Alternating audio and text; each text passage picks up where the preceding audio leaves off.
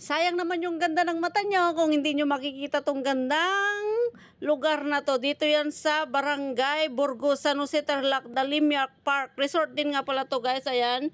Meron siyang entrance. Pagpasok nyo dito is may entrance fee. 40 kapag sightseeing lang. Pwedeng mag-swimming. Pwedeng mag-overnight. Ayan. Dito yan sa Tarlac guys, kaya kung gusto nyong pumunta dito is i-Google Map nyo na lang kasi kami nag-Google Map lang din kami papunta dito.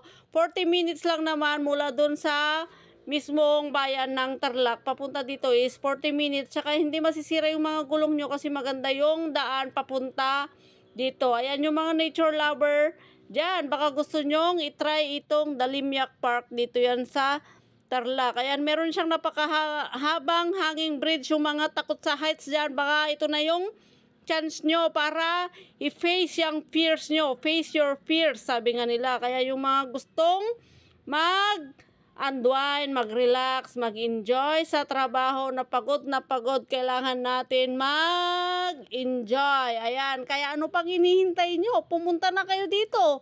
Diba? Kung gusto nyo lang ma-relax, kung gusto nyo lalong gumanda yung mata nyo, baka gusto nyong makakita na ng kulay green. Ayan, kahit anong kulay, basta kahit anong kulay ng mata nyo. Ayan, pwede yan dito yan sa Dalimyak Park. Kung gusto nyo rin palang makita yung ka-forever nyo, baka mapasaya kayo nyan. Meron din silang mga hampi-dampi, mga monkey-monkey dito. Makikita nyo talaga kung gaano sila kaganda. Pero ito nakabusangot, parang ayaw niya akong nakikita, kaya ayaw ko na dyan. Meron nga pala silang mga cabin dyan, may mga cottage, may mga gazebo. Ayan, meron silang iba't ibang mga price guys. Ayan, kung gusto nyong ma-relax, kung gusto nyong mag-overnight, pwede dito. Kung gusto nyong mag-swimming, ayan nga pala yung swimming pool nila. Ayan, kung gusto nyong makapag-unwind dahil stress kayo sa mga katrabaho nyo. Ay hindi, sa trabaho nyo or pagod kayo kung anumang mga ginagawa nyo is kailangan natin mag-relax guys paminsan-minsan.